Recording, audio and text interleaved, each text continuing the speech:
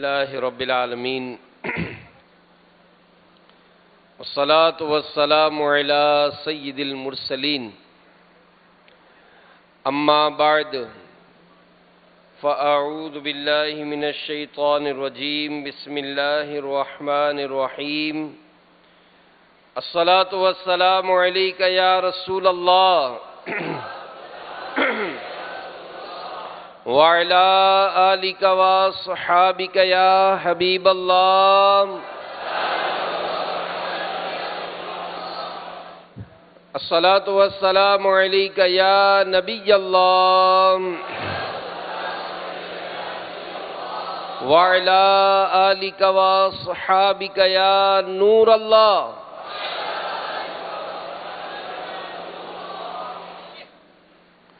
نویت سنت الاعتکاف۔ فرمان مصطفیٰ صلی اللہ تعالی علیہ وآلہ وسلم، نیت المؤمن خیر من عملہ، مسلمان کی نیت اس کے عمل سے بہتر ہے۔ اللہ کی رضا کے لیے، ثواب بڑھانے کے لیے اچھی اچھی نیتیں کر لیں۔ رضا الہی کے لیے، حصول ثواب کے لیے، علم دین حاصل کرنے کے لیے بیان میں شریک رہوں گا۔ جو باتیں سنوں گا اسے یاد رکھوں گا، عمل کروں گا، دوسروں تک پہنچانے کی کوشش کروں گا۔ حضرت سیدنا ابو العباس اقلیشی رحمت اللہ تعالی علیہ کو انتقال کے بعد کسی نے خواب میں جنت میں دیکھا۔ پوچھا، آپ نے یہ مقام کیسے پایا؟ تو جواب دیا کہ اپنی کتاب الاربعین میں کثرت سے درود شریف لکھنے کی وجہ سے۔ صلو علی الحبیب صلی اللہ تعالی علی محمد وعلی آلہ وصحبہ وبارک وسلم۔ تو میٹھے میٹھے اسلامی بھائیوں، مدنی چینل کے ناظرین، جب کبھی کتاب میں کوئی پیڈ پر کچھ لکھنے کی عادت بنائیں تو ذہن سے صرف درود پاک لکھ لیں، کیونکہ بعض اوقات یہ خاص کر جو انگلش اردو اسکول کالج وغیرہ میں جو پڑھتے ہیں تو دیکھا جاتا ہے کہ ان میں بہت زیادہ عام ہے، اور خیر جہاں علم نہیں ہوتا تو بھلے وہ مذہبی ادارے سے بھی تعلق رکھتا ہو، کہ اللہ تبارک و تعالیٰ کا نام اللہ جب لکھتے ہیں تو چھوٹا سا جیم بنا دیتے ہیں۔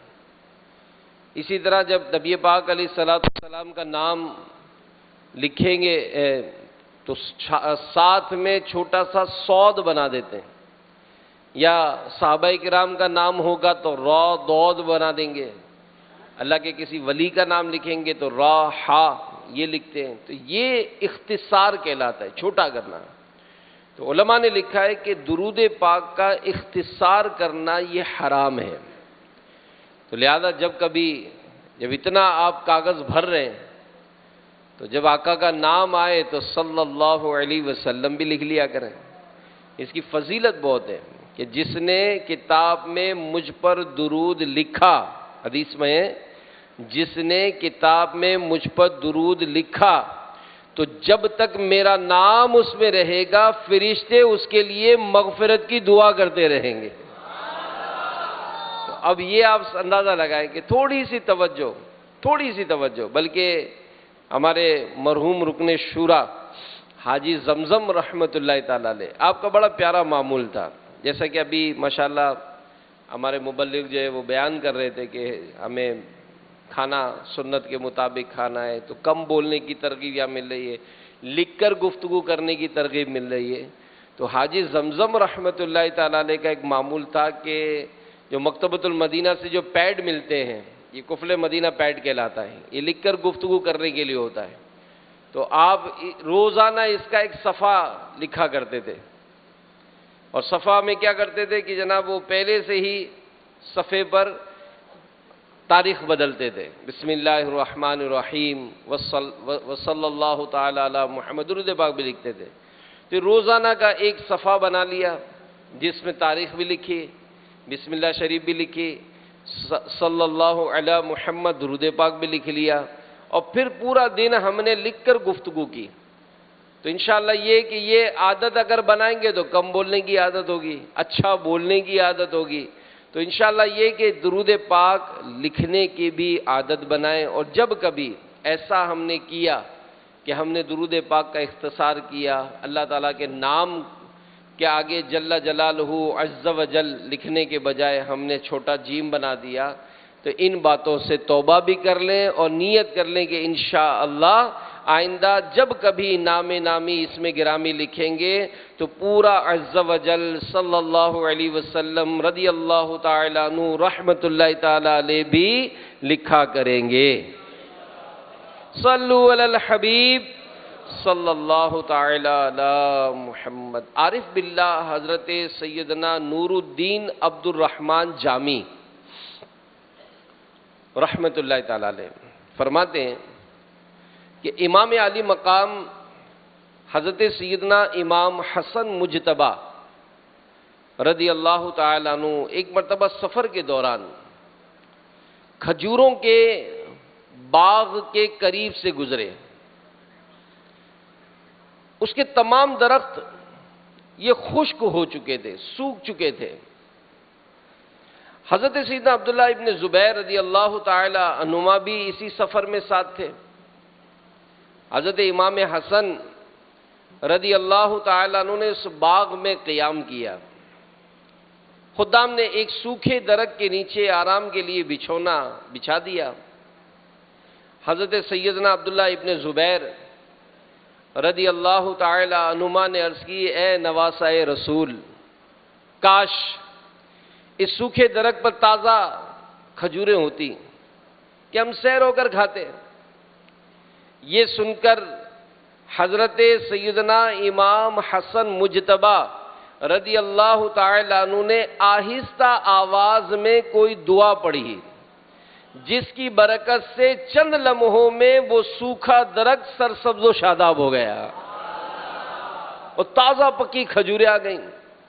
یہ منظر دیکھ کر ایک شتربان یعنی اونٹ ہانکنے والا کہنے لگا، یہ سب جادو کا کرشمہ ہے۔ حضرت سیدنا عبداللہ ابن زبیر رضی اللہ تعالی عنہما نے اسے ڈانٹا اور فرمایا، توبہ کر، یہ جادو نہیں بلکہ شہزادہ رسول کی دعائیں مقبول ہے۔ پھر لوگوں نے درخت سے کھجوریں توڑیں اور قافلے والوں نے بھی خوب کھائیں۔ راکب دوش شہنشاہ یا حسن ابن علی کر دو کرم، یا حسن ابن علی کر دو کرم، یا حسن ابن علی کر دو۔ اور ہمارے پیارے نبی مکی مدنی صلی اللہ تعالی علیہ وآلہ وسلم نے کی چچی جان حضرت سیدتنا ام الفضل رضی اللہ تعالی عنہا نے آپ سے اپنا خواب عرض کیا، یا رسول اللہ صلی اللہ علیہ وآلہ وسلم، آپ کے مبارک جسم کا حصہ میرے گھر آیا ہے۔ یہ سنتے ہی ہمارے پیارے نبی صلی اللہ علیہ وآلہ وسلم نے ارشاد فرمایا، تم نے اچھا خواب دیکھا، فاطمہ کے یہاں بیٹا پیدا ہوگا اور تم اسے دودھ پلاؤ گی۔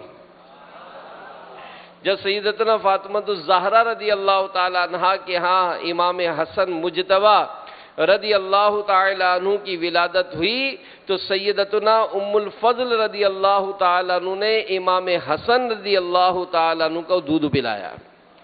تو آج 16 رمضان ہے اور امام علی مقام، امام ہمام، امام عرش مقام حضرت سیدنا امام ابو محمد حسن مجتبی رضی اللہ تعالیٰ عنہ کی ولادت باسعادت 15 رمضان المبارک 3 ہجری میں ہوئی تھی۔ تو آپ رضی اللہ تعالیٰ عنہ کا مبارک نام حسن، کنیت ابو محمد اور القاب تقی، سید، سبت رسول اللہ اور سبت اکبر ہے. اور آپ کو سبحان اللہ امام حسن کو ریحانۃ الرسول یعنی رسول خدا کے پھول بھی کہتے ہیں. کیا بات رضا اس چمن سے تان کرم کی، کیا بات رضا اس چمن سے تان کرم کی، زہرا ہے کلی جس میں حسین اور حسن پھول، زہرا ہے کلی جس میں حسین اور حسن پھول. صلو علی الحبیب صلی اللہ تعالی علی محمد. امام حسن مجتبیٰ سبحان اللہ. سیدنا انس بن مالک رضی اللہ تعالی عنہ روایت کرتے ہیں کہ امام حسن رضی اللہ تعالی عنہ سے بڑھ کر رسول کریم صلی اللہ علیہ وآلہ وسلم سے ملتا جلتا کوئی بھی شخص نہ تھا. یعنی آپ کو ہم شکل مصطفیٰ بھی کہتے ہیں. امام حسن مجتبیٰ کو ہم شکل مصطفیٰ بھی کہا جاتا ہے. اور سیدنا عبداللہ ابن زبیر رضی اللہ تعالی عنہما بھی دیگر صحابہ علیہم رضوان کی طرح نواسۂ رسول سیدنا امام حسن رضی اللہ تعالی عنہ سے بہت محبت فرماتے تھے. ایک موقع پر حضرت عبداللہ بن زبیر رضی اللہ تعالی عنہما نے فرمایا اللہ کی قسم عورتوں نے حسن بن علی جیسا فرزند نہیں جنا. سبحان اللہ. تو میرے میٹھے میٹھے وہ پیارے پیارے اسلامی بھائیوں، ہمارے پیارے نبی صلی اللہ علیہ وآلہ وسلم اپنے نواسوں سے بڑی محبت فرماتے تھے. اور یہ سیرت کا یہ پہلو بھی ہمیں پڑھنا چاہیے تاکہ ہم اپنے بچوں سے کی تربیت کے حوالے سے کہ ان پہ شفقت کیسی کرنی ہے، ان سے محبت کیسی کرنی ہے. کیونکہ بعض اوقات طبیعت میں جو ہے وہ بڑا عجیب و غریب ہمارا چڑچڑاپن ہوتا ہے. بچے آتے ہوئے گھبراتے ہیں، بلکہ ہماری جو محبت اور پیار ہوتا ہے نا وہ بدقسمتی سے مارکیٹوں میں ہوتا ہے. صرف مارکیٹوں میں، کیونکہ وہاں مال کمانا ہے. مسکرائیں گے، کوئی بچہ آئے گا تو پیار کریں گے، بلکہ کوئی دکان پر اب کسٹمر بچے کو لاتا ہے نا اس کو ٹافیاں دیں گے، اس کو کھلونے دیں گے، اس کو بڑی آؤ بھگت کریں گے کہ بچوں کے اندر محبت ہو جائے. تو جب بھی مارکیٹ میں بچے آئے نا، امی امی ابو ابو فلاں انکل کے پاس جانا ہے. فلاں انکل کیوں کہ انکل جو ہے نا یہ بڑی مسکرا کر بات کرتا ہے، لیکن یہی انکل جب گھر پہ آتا ہے تو خالی دروازہ کھٹکھٹاتا ہے انکل تو اندر سے اس کے اپنے بچے کہتے ہیں جلدی سو جاؤ ابو آ گئے. تو کیا پتا چلا کہ ابو گھر میں آ کر تو ببر شیر بن جاتا ہے اور وہاں دنیا کے بچوں کو پیار محبت مل رہی ہے. تو یہ بڑا عجیب ہے. تو ہمارے اپنے بچے بھی ہم سے مسکرا کر ملیں، شفقت ہو. تو بہرحال سیرت مصطفیٰ صلی اللہ علیہ وآلہ وسلم کا یہ پہلو کہ ہمارے پیارے نبی صلی اللہ علیہ وآلہ وسلم بچوں پر کیسی شفقت فرماتے تھے، یہ کاش ہمیں پڑھنے کا موقع ملے اور اللہ ہم سب کو عمل کی بھی توفیق عطا فرمائے. تو ہمارے پیارے نبی صلی اللہ علیہ وآلہ وسلم کو امام حسن مجتبیٰ سے بڑی محبت تھی. آپ صلی اللہ علیہ وآلہ وسلم حضرت سیدنا امام حسن مجتبیٰ کو کبھی مبارک گود میں اٹھائے تو کبھی مبارک کندھوں پر سوار کیے گھر شریف سے باہر تشریف لاتے. کبھی آپ کو دیکھنے کے لیے یعنی امام حسن کو دیکھنے کے لیے اور پیار کرنے کے لیے سیدہ فاطمہ رضی اللہ تعالی عنہا کے گھر پر تشریف لے جاتے تھے. حضرت سیدنا امام حسن مجتبیٰ بھی ہمارے پیارے نبی سے بے حد مانوس ہو گئے، ہل گئے تھے کہ کبھی نماز کی حالت میں مبارک پیٹھ پر سوار ہو جاتے تھے. بڑے پیارے پیارے اس کے واقعات ہیں. اللہ ہم سب کو توفیق دے.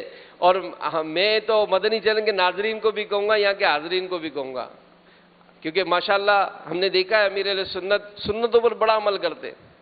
آپ امیر اہل سنت کا انداز بھی دیکھیں، بچوں پر شفقت، بچوں پر محبت، یہ اس میں بھی آپ کو کمال ہے، کمال ہے۔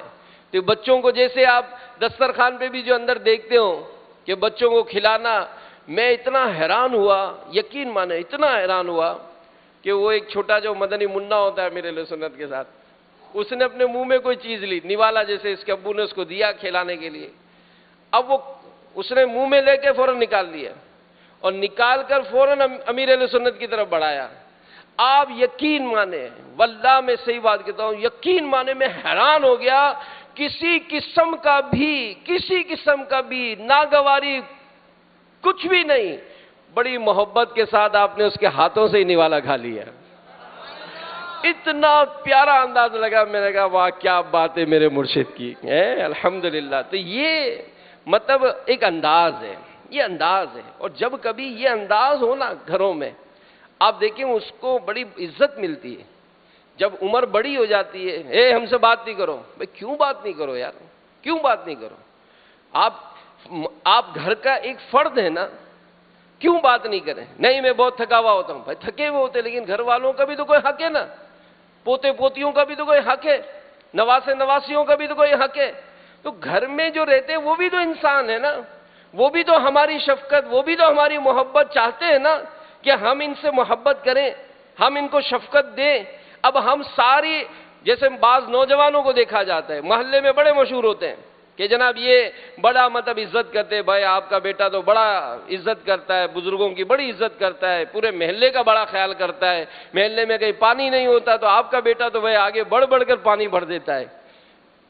اب یہ پانی بھر دیتا ہے، اس نے منہ بولی بہت ساری مائیں بنا رکھی ہیں، میں اس کی جو سگی ماں گھر میں بیٹھی ہے، جو سگی ماں اس کے گھر میں بیٹھی ہے، اس کا کیا ہے؟ پورے محلے میں جو پانی بھر رہا ہے اس کا ایک کولر ایک بالٹی گھر میں بھی تو دے۔ آپ کی ماں بھی تو انتظار کر رہی ہے اسی پانی کا، کہ جس پانی کو آج گھر میں آیا نہیں ہے تو پتہ چلتا ہے سارے محلے کے بزرگوں سے بڑی محبت سے ملے، چاچا کوئی کام ہو کو اٹھانا ہے کرنا ہے، اور سگے والد سے ہاتھ بھی نہیں ملا رہے، ہاتھ بھی نہیں چوم رہے۔ تو یہ انداز غلط ہے، یہ انداز غلط ہے۔ تو اگر ہم بڑے ہیں بچوں پر شفقت کریں، اور جو چھوٹے ہیں وہ بڑوں کی عزت کریں، تو یوں معاشرہ ایک بڑا محبت بھرا، پیار بھرا، شفقت بھرا اس کا ایک معاشرہ بنتا ہے، اور اس سے بڑی محبتیں عام ہوتی ہیں۔ تو اللہ ہمارے پیارے نبی صلی اللہ علیہ وآلہ وسلم کے صدقے ہمیں بھی حسن اخلاق کی دولت سے مالا مال فرمائے۔ صلو علی الحبیب صلی اللہ تعالی علی محمد۔ حضرت سیدنا ابو بکرہ رضی اللہ تعالیٰ عنہ فرماتے ہیں کہ نبی کریم صلی اللہ علیہ وآلہ وسلم ہمیں نماز پڑھا رہے تھے۔ حضرت امام حسن بن علی رضی اللہ تعالیٰ عنہ جو ابھی چھوٹے سے تھے تشریف لائے، جب بھی رسول اللہ صلی اللہ علیہ وآلہ وسلم سجدہ فرماتے، امام حسن رضی اللہ تعالیٰ عنہ نبی پاک علیہ الصلوۃ والسلام کی گردن شریف اور پیٹھ مبارک پر بیٹھ جاتے ہیں۔ آپ صلی اللہ علیہ وآلہ وسلم نہایت آرام سے اپنا سر اقدس سجدے سے اٹھاتے، انہیں شفقت سے اتارتے۔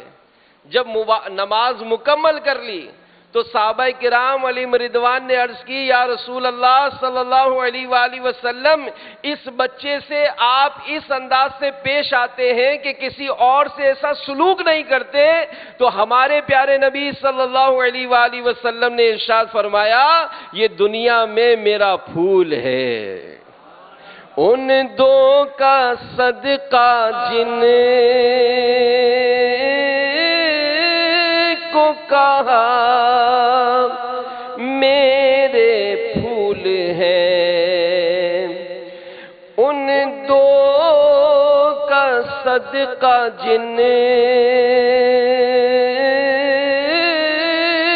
کو کہا میرے پھول ہیں، کیجے رضا کو حشر خندہ مثال گل۔ اللہ ان دونوں پھولوں امام حسن اور امام حسین رضی اللہ تعالی عنہما کے مسکراتے چہروں کے صدقے اللہ ہمیں بھی قیامت کے دن مسکراتا رکھے اور بلا حساب ہم جنت میں داخل ہو جائیں۔ صلو علی الحبیب صلی اللہ تعالی علی محمد وعلی آلہ وصحبہ وبارک وسلم۔ تو میرے میٹھے میٹھے پیارے پیارے اسلامی بھائیوں، فتاوی رضویہ جلد 28 صفحہ 392 پر علامہ علی قاری حنفی مکی رحمۃ اللہ تعالی علیہ کے حوالے سے نقل ہے کہ بے شک مجھے اکابر یعنی بزرگوں سے پہنچا کہ سیدنا امام حسن مجتبی نے جب بخیال فتنہ و بلا یعنی مسلمانوں میں فتنہ فساد ختم کرنے کے خیال سے خلافت ترک فرمائی، اللہ عز و جل نے اس کے بدلے ان میں اور ان کی اولاد امجاد میں غوثیت عظمیٰ کا مرتبہ رکھا۔ پہلے قطب اکبر یعنی پہلے غوث اعظم خود حضور سیدنا امام حسن ہوئے، اور اوسط یعنی بیچ میں صرف حضور سیدنا عبد القادر، اور آخر میں حضرت امام مہدی ہوں گے۔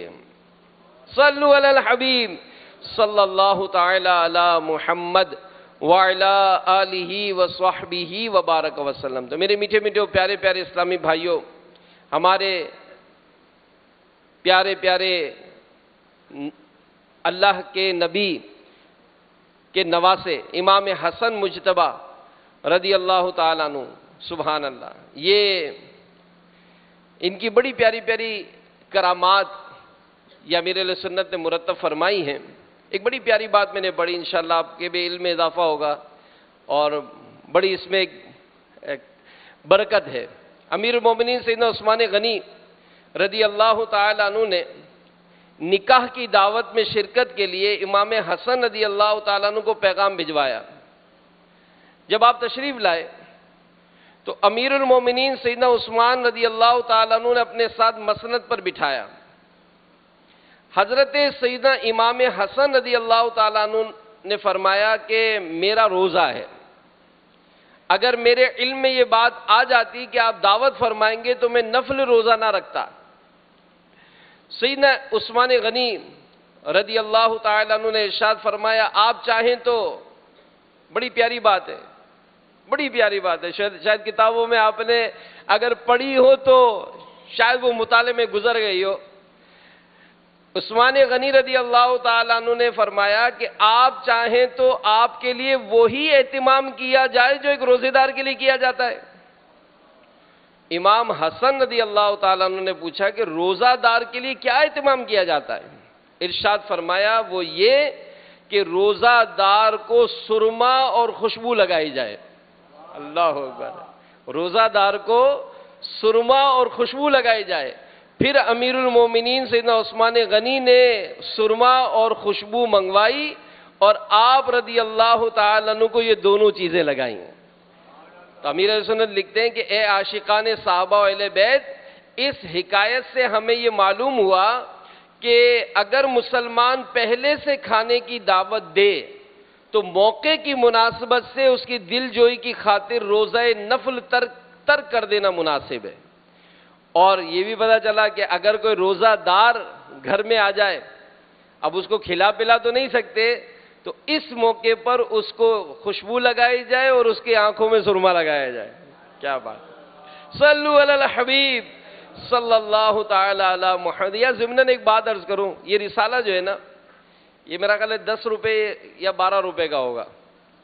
یعنی آپ اندازہ لگائیں کہ امیر اہل سنت ماشاءاللہ جو رسالے مرتب فرماتے ہیں، ایک چھوٹا سا رسالہ ہمارے لیے کتنا زبردست علم دین کا خزانہ ہوتا ہے، لیکن ہمارا عموماً پریکٹس نہیں ہوتی۔ میں خاص کر معتکفین کو، بالعموم مدنی چینل کے ناظرین کو ایک دعوت پیش کروں گا، اپنا ایک معمول بنا لیں کہ روزانہ کم از کم ایک رسالہ یہ پڑھنے کی عادت بنائیں، کیونکہ اب تک تقریباً 100 سے زائد رسائل امیر اہل سنت مرتب فرما چکے ہیں، 100 سے زائد۔ اللہ توفیق دے، مدنی مکتبۃ المدینہ سے پورے رسالوں کا پیکٹ لے لیں، اپنے گھر میں رکھ لیں، ایک لسٹ بنا لیں، اور ہر سال وہ رسالے پڑھتے جائیں، سو ہو جائیں دوبارہ شروع کر دیں، پھر سو جائیں دوبارہ شروع کر دیں، انشاءاللہ عز و جل آپ کی معلومات میں حیرت انگیز اضافہ ہو جائے گا۔ اور امام حسن رضی اللہ تعالیٰ عنہ کا یوم ولادت ہم نے منایا 15 رمضان المبارک۔ اللہ توفیق دے 15 رسالے لے کے تقسیم کر دیں، 1500 رسالے لے لیجئے، 1,15,000 کے رسالے لے لیجئے، جتنا حسب توفیق یہ رسائل لے کر اس کو تقسیم کریں گے تو انشاءاللہ عز و جل اس سے علم دین عام ہوگا اور اس کی برکتیں نصیب ہوں گی۔ یہاں پر ایک اور روایت سنیے کہ تابعی بزرگ حضرت سیدنا ابو الحورا فرماتے ہیں کہ میں نے امام حسن بن علی رضی اللہ تعالی عنہما سے پوچھا کہ آپ کو رسول اللہ صلی اللہ علیہ وآلہ وسلم سے سنی ہوئی کوئی حدیث یاد ہے؟ فرمایا یہ حدیث یاد ہے کہ بچپن میں ایک مرتبہ میں نے صدقے یعنی زکوٰۃ کی کھجوروں میں سے ایک کھجور اٹھا کر منہ میں ڈال لی تو نانا جان رحمت عالم یان صلی اللہ علیہ وآلہ وسلم نے میرے منہ سے وہ کھجور نکالی اور صدقے کی کھجوروں میں واپس رکھ دی۔ عرض کی گئی یا رسول اللہ صلی اللہ علیہ وآلہ وسلم اگر ایک کھجور انہوں نے اٹھائی تو اس میں کیا حرج ہے؟ پیارے نبی صلی اللہ علیہ وآلہ وسلم نے ارشاد فرمایا کہ ہم آل محمد کے لیے صدقے کا مال حلال نہیں ہے۔ مفسر شہیر حکیم الامت مفتی احمد یار خان رحمت اللہ تعالی علیہ میراج جلد 3 صفحہ 46 پر لکھتے ہیں بڑی اہم بات کہ اپنی ناسمجھ اولاد کو بھی ناجائز کام نہ کرنے دے۔ وہ دیکھو حضرت حسن رضی اللہ تعالیٰ عنہ اس وقت بہت ہی کم عمر تھے مگر نبی پاک علیہ السلام نے انہیں بھی زکوٰۃ کا چھوارا یعنی سوکھی کھجور کھانے نہیں دی۔ تو میٹھے میٹھے اسلامی بھائیوں، مدنی چینل کے ناظرین، ہمارے پیارے نبی صلی اللہ علیہ وآلہ وسلم نے اپنے پیارے نواسے امام حسن کی کیسی تربیت فرمائی کہ اور اس میں ہمارے لیے مدنی پھول ہے کہ بچوں کی تربیت ابتدائی عمر سے کرنی چاہیے۔ اس کا نوٹس ہم نہیں لیتے، بچے لڑائی کرتے ہیں ہم نوٹس نہیں لیتے، بچے مارتے ہیں ایک دوسرے کسی کو مار کے آ گئے، بلکہ یہاں تک تو بعض نادانوں کو دیکھا ہے کہ اگر کوئی بچہ پٹ کے آ جائے نا، کوئی بچہ پٹ کے آ جائے روتا ہوا اور آ کر ہم کہے کہ ابو فلاں نے مجھے مارا ہے تو ابو اس کو اور مارتا ہے کہ تیرے ہاتھ میں کیا چوڑی ہے، تو نہیں مار سکتا۔ اس طرح سے اس کو جوش دلاتے کہ اس نے تجھے مارا تو بھی اس کو مار، یعنی لڑائی کر، یہ سکھایا جاتا ہے۔ اور اس طرح سے اگر کوئی چیز کوئی ایسی گالی نکال دی کسی نے، ہم اس کو نوٹس نہیں لیتے۔ کوئی کسی کی کوئی چیز اٹھا کر لے آیا، ہم نوٹس نہیں لیتے اس کا تو ایسی تباہی مچتی ہے بعض اوقات۔ امیر اہل سنت نے اپنے ایک بیان میں فرمایا، بلکہ مدنی مذاکرے میں بھی اس کی مثال عطا فرمائی کہ ایک ڈاکو کو پولیس نے پکڑ لیا۔ اب وہ ڈاکو بھی تھا اور اس نے کئی قتل بھی کیے ہوئے تھے۔ اس کا جب کیس چلا تو آخر اس کو سزائے موت ہو گئی۔ پھانسی کے پھندے پر چڑھانے سے پہلے اس کو پوچھا گیا کہ بتاؤ تمہاری زندگی کی آخری خواہش کیا ہے؟ وہ کہنے لگا کہ مجھے میری ماں سے ملنا ہے، میں اپنی ماں سے ملنا چاہتا ہوں۔ اب ظاہر ہے یہ ایک ایسا موقع ہوتا ہے کہ انتظامیہ کے بھی کچھ ایسے اصول ہوتے ہوں گے کہ چلو بھائی رشتہ داروں سے اس کی ماں سے اس کو ملوائیں تاکہ کچھ معافی تلافی کر لے گا۔ جب اس کی ماں کو لایا گیا اور جیسے ہی اس کی ماں اس کے قریب گئی، اچانک اس نے اپنی ماں کے بالوں کو پکڑا اور اپنی ماں کے کان کو اس نے زور سے اپنے دانتوں میں لے کر چبانا شروع کر دیا، خونم خون لہو لہان کر دیا اس کو۔ لوگوں نے بڑی مشکل سے اس کو چھڑوایا اور اس کو ڈانٹا اور جھاڑا اس کو کہ بدبخت، ابھی تو تھوڑی دیر میں پھانسی کے پھندے پر چڑھے گا، جاتے جاتے بھی تو اپنی ماں کو اتنا ستا کر اتنی تکلیف دے دی، تجھے شرم نہیں آتی؟ وہ ڈاکو جو قاتل بھی تھا کہنے لگا کہ میں نے جو ڈکیتیاں کی، میں نے جو قتل کیے، اس کی قصوروار یہی میری ماں ہے۔ میں ایک دن بچپن میں اپنے اسکول سے اپنے ساتھی کی پینسل چرا کر لایا تھا، میری ماں کو آ کر بتایا میں نے تو میری ماں نے اس پر میری کوئی سرزنش نہیں کی، مجھے ڈانٹا نہیں، مجھے سمجھایا نہیں، اور میرے آنے اس پینسل کو لانے کا ایک بس بات سن لی، آہستہ آہستہ میں چیزیں لاتا گیا، مجھے کبھی کسی نے نہیں سمجھایا، یہاں تک کہ میری چوری کی عادت پڑی، یہاں تک کہ میں نے ڈاکے ڈالنے شروع کیے، یہاں تک کہ بڑھتے بڑھتے میرے ہاتھ سے قتل ہو گئے۔ آج اگر میں پھانسی کے پھندے پر چڑھ رہا ہوں تو اس کی قصوروار میری ماں ہے۔ تو یہ جو بچے بچپن سے جو کرتے ہیں، یہ ان کی عادت بنتی ہے۔ تو اگر آج ہمارے بچے مسجد میں گئے، کسی کی چپل اٹھا کے لے آئے، ہم کہیں بیٹا یہ کیا ہے؟ میری چپل بھی لے گیا تھا، میں بھی اپنے کسی کی چپل، بھائی کیوں لے کر آ گئے کسی کی؟ آپ کی چپل اگر کوئی لے گیا، اور یہ اصول یہاں جو معتقد موجود ہیں یہ بھی ذہن میں بٹھائیں، یہ نہیں ہے کہ جناب اگر ہمارے چپل نہیں مل رہے تو ہم جس کی مرضی آئیں گے چپل لے جائیں گے، نہ، بالکل اجازت نہیں ہوگی، آپ گناہگار ہوں گے، گناہگار ہوں گے، اور یہ سخت گناہ ہے کہ اس طرح سے کسی اور کی چیز بھی استعمال کیوں کی جائے۔ مساجد میں عام طور پہ جہاں سب کچھ جمع ہوتے ہیں، کسی کا تولیہ اٹھا کر لے گئے، بھئی کیوں لے گئے کسی کا تولیہ؟ کسی کا تکیہ نظر آیا سر پہ رکھ کے سو گئے، بھئی وہ بیچارہ جو اپنے گھر سے تکیہ لے کر آیا اس کو تکیے کے بغیر نیند نہیں آتی، آپ آگے پیچھے کر کے اس کا تکیہ غائب کیا، سو گئے، پھر چھپا کے اس کی جگہ پر رکھ دیا۔ تو یہ عادتیں بھی درست نہیں ہوتی ہیں۔ تو ہم جہاں بھی رہیں گے، اگر یہاں اعتکاف میں بھی موجود ہیں تو یہ صحبت ہے، جہاں کسی کے ساتھ وقت گزاریں گے تو ہم کو اپنی صحبت کا جو وقت گزارا ہے ان کے حقوق کی ادائیگی کرنی پڑے گی۔ تو بہرحال میرے میٹھے میٹھے پیارے پیارے اسلامی بھائیوں، حضرت عبداللہ بن عمر رضی اللہ تعالی عنہما نے ایک شخص سے فرمایا، اپنے بچے کی اچھی تربیت کرو، کیونکہ تم سے تمہاری اولاد کے بارے میں پوچھا جائے گا کہ تم نے اس کی کیسی تربیت کی اور تم نے اسے کیا سکھایا۔ تو ہم کہیں جھوٹ بولنا تو نہیں سکھا رہے، جی ہاں، آپ کہیں گے یار جھوٹ بولنا کیسے سکھاتے ہیں؟ آپ جھوٹ بولنا سکھا رہے ہیں؟ نہ ہم تھوڑی سکھاتے ہیں، آپ سکھا رہے۔ نہیں جناب، ہم جھوٹ بولنا نہیں سکھاتے، آپ سکھا رہے۔ کیسے؟ کسی نے دروازے پہ دستک دی، مثال ہے آپ سے کوئی رقم مانگتا ہے، اس نے دروازے پر آ کر دستک دی، آپ نے دیکھا کہ فلاں آیا ہوا ہے، بیٹے سے جا کر کہا کہ اگر وہ پوچھے نا ابو کو بلاؤ کہ ابو نہیں ہے گھر پہ۔ آپ کیا سکھا رہے ہیں؟ آپ جھوٹ بولنا سکھا رہے ہیں۔ گھر پر فون آیا اور آپ کو پتا ہے، نمبر دیکھ لیا کہ فلاں کا نمبر ہے، کہو ابو نہیں ہے، ابو نہیں ہے۔ تو اچھا ابو نہیں ہے تو کسی چھوٹے بچے نے اٹھایا، اور اٹھا کر جب اس نے پوچھا کہ بیٹا ابو ہیں؟ نہیں، وہ ابو کہہ رہے ہیں کہ بول دو ابو نہیں ہے، یہ بول دیا اس نے۔ تو اس طرح کے بھی بسا اوقات ہماری ناک کٹتی ہے کہ بچے بول دیتے ہیں اور ایسا بولتے ہیں کہ پھر ہم کو شرمندگی ہوتی ہے۔ اس نے کہا اپنے بچے کو کہ بیٹا کہہ دو ابو نہیں ہے، اور فون اٹھا کر کہہ رہے ہیں کہ وہ ابو کہہ رہے ہیں کہ بول دو ابو نہیں ہے، تو یہ بول دیا اس نے۔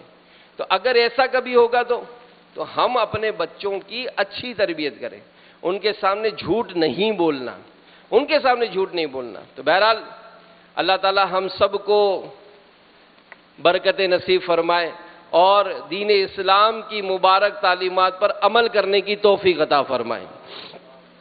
ہمارے امام حسن مجتبیٰ، سبحان اللہ، یہ بڑے سخاوت ان کی بڑی مشہور تھی، سبحان اللہ۔ ایک ایمان افروز واقعہ سناتا ہوں۔ حسنین کریمین، امام حسن و حسین رضی اللہ تعالیٰ عنہما اور عبداللہ ابن جعفر رضی اللہ تعالیٰ عنہ، یہ تینوں حج کے لیے جا رہے تھے۔ کھانے پینے اور سامان کا اونٹ یہ بہت پیچھے رہ گیا۔ اب بھوک پیاس سے بے تاب ہو کر یہ صاحبان راستے میں ایک بڑھیا کے خیمے یعنی کیمپ میں گئے اور اس سے فرمایا کہ ہم کو پیاس لگی ہے۔ تو اس نے ایک بکری کا دودھ نکال کر ان تینوں کو پیش کر دیا۔ دودھ پی کر انہوں نے فرمایا کہ کچھ کھانے کے لیے لاؤ۔ تو بڑھیا نے کہا کہ کھانے کو تو کچھ موجود نہیں، آپ اسی بکری کو ذبح کر کے کھا لیجئے۔ ان صاحبان نے ایسا ہی کیا۔ کھانے پینے سے فارغ ہو کر انہوں نے کہا کہ ہم قریشی ہیں، جب سفر سے واپس آئیں گے تو تم ہمارے پاس آنا، ہم تمہارے اس احسان کا بدلہ دیں گے۔ یہ کہہ کر یہ تینوں صاحبان آگے روانہ ہو گئے۔ جب اس بڑھیا کا شوہر آیا تو ناراض ہوا کہ تو نے بکری ایسے لوگوں کی خاطر ذبح کر دی جن کو ہم پہچانتے ہی نہیں اور نہ ہی ان سے کوئی دوستی ہے۔ اب اس واقعے کو کچھ مدت گزر گئی، اس بڑھیا اور اس کے خاوند کو مدینہ منورہ جانے کو موقع ملا، ضرورت پڑی، وہاں پہنچے تو اونٹ کی مینگنیاں چن چن کر جمع کر کے بیچتے تھے تاکہ پیٹ بھر سکے۔ ایک دن بڑھیا کہیں جا رہی تھی، امام حسن مجتبی رضی اللہ تعالیٰ عنہ کہ مکان عالی شان کے قریب سے گزری، تو اس وقت آپ اپنے گھر کے دروازے پر کھڑے تھے، بڑھیا پر نظر پڑی تو آپ نے پہچان لیا اور اس سے فرمایا کہ خاتون آپ مجھے پہچانتی ہیں؟ اس نے کہا نہیں۔ آپ نے فرمایا میں وہی ہوں جو فلاں روز تمہارے مہمان ہوا تھا۔ تو اس نے کہا اچھا اچھا آپ وہ ہیں۔ اس کے بعد آپ نے اس بڑھیا کو 1000 بکریاں، 1000 بکریاں اور 1000 دینار عطا فرمائے، اور اپنے غلام کے ہمراہ اس کو اپنے بھائی امام حسین کے یہاں بھیجا کہ بھائی یہ وہی ہے جس نے ہماری مہمان نوازی کی تھی۔ سبحان اللہ، کیا شان ہے میرے آقا کے گھرانے کی۔ اب جب امام حسین کے پاس وہ بڑھیا پہنچی تو امام حسین نے پوچھا کہ خاتون میرے بھائی نے آپ کو کیا دیا؟ تو اس نے کہا کہ 1000 بکریاں اور 1000 دینار۔ تو امام حسین رضی اللہ تعالی عنہ نے بھی اسی قدر اسے بھی انعام عطا فرمایا، اور غلام کے ساتھ اس کو حضرت سیدنا عبداللہ ابن جعفر رضی اللہ تعالیٰ عنہ کے پاس بھیجا۔ سبحان اللہ۔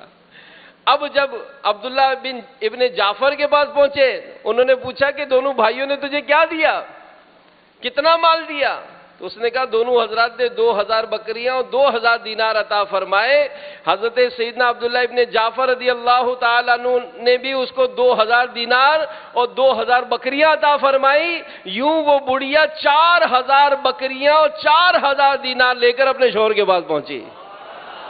یہ اللہ کی راہ میں خرچ کرنے کے جو واقعات ہیں، سبحان اللہ، یعنی کہ کتابوں میں لکھا ہے کہ امام حسن مجتبی رضی اللہ تعالی عنہ نے دو بار اپنے گھر کا سارا اور 3 مرتبہ آدھا مال و اسباب یہ راہ خدا میں خرچ کر دیا۔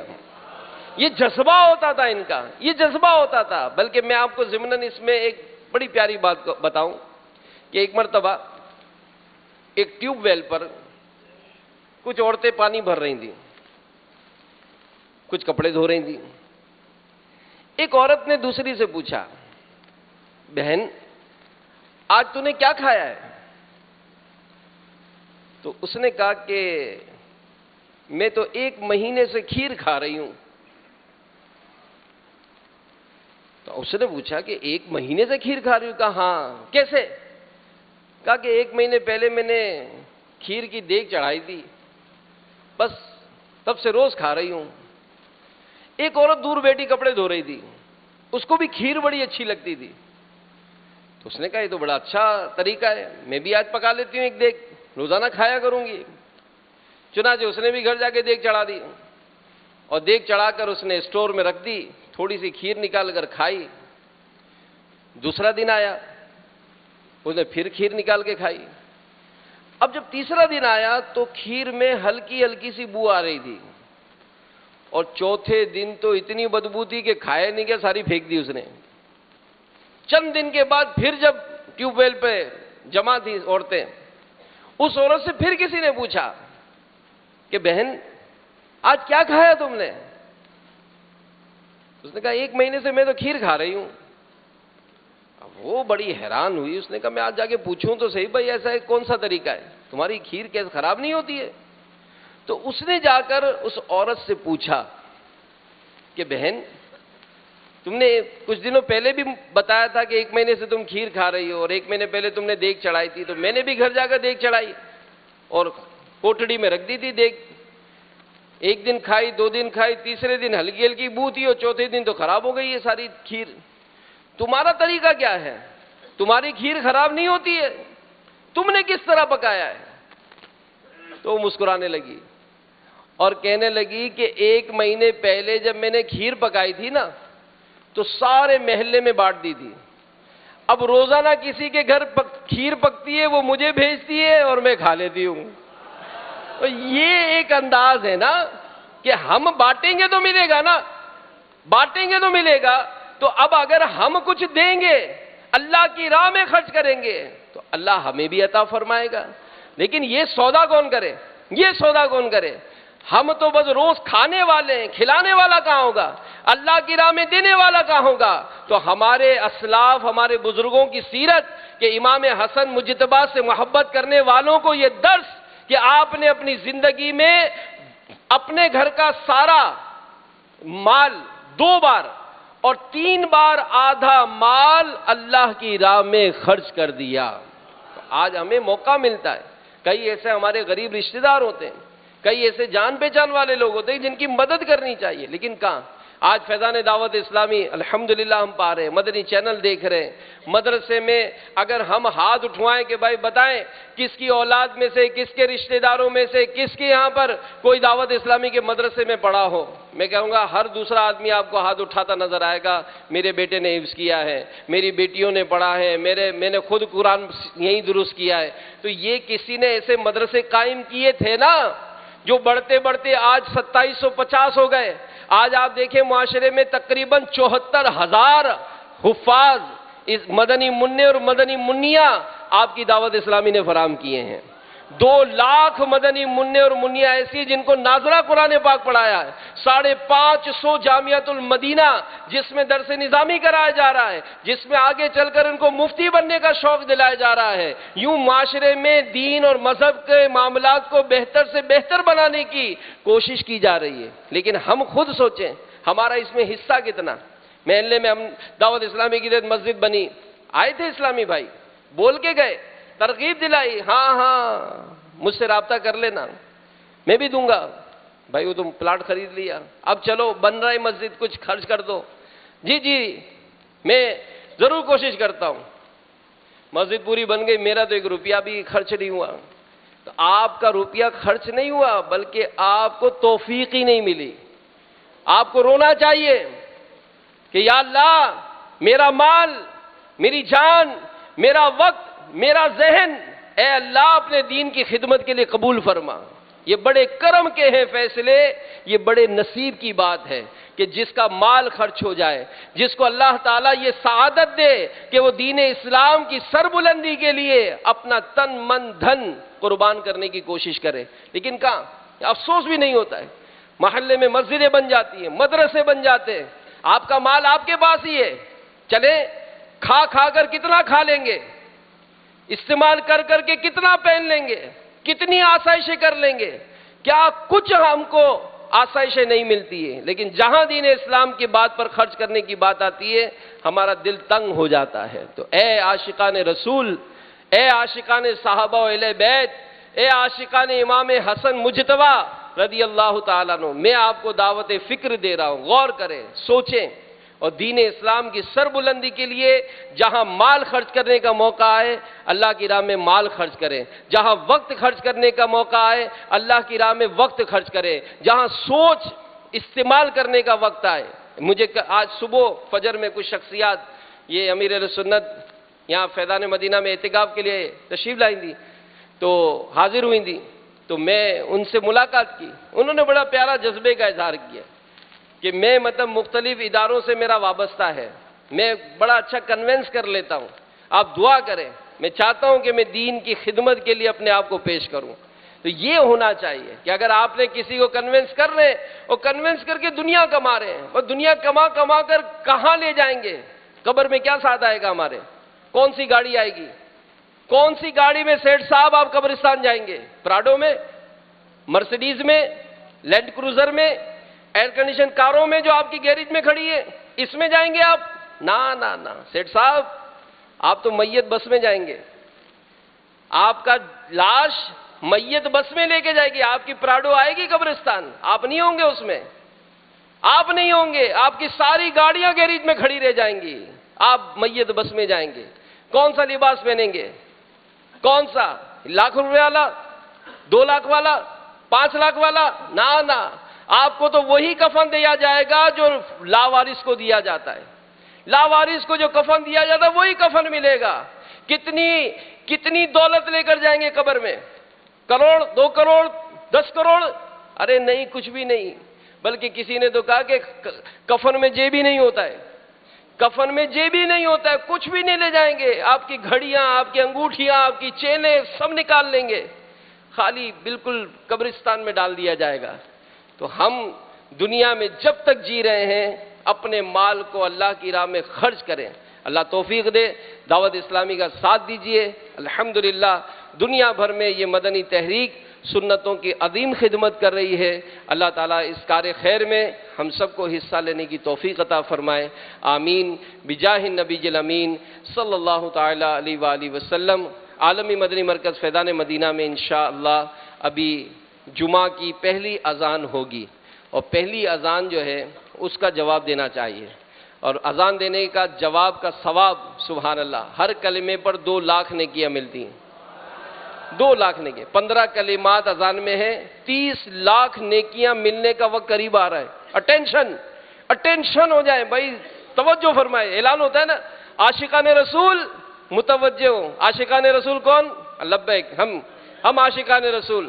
تو عاشقان رسول کو پکارا جاتا ہے کہ عاشقان رسول متوجہ ہو، گفتگو کام کا چھوڑ کر اذان کا جواب دیجیے اور ڈھیروں نیکیاں کمائیے. تو 15-30 لاکھ نیکیاں ملنے والی ہیں. جواب دیجیے. جواب دینے کا طریقہ بہت آسان. جو مؤذن صاحب کہیں وہی دہرا دیں، آپ کا اذان کا جواب ہو جائے گا.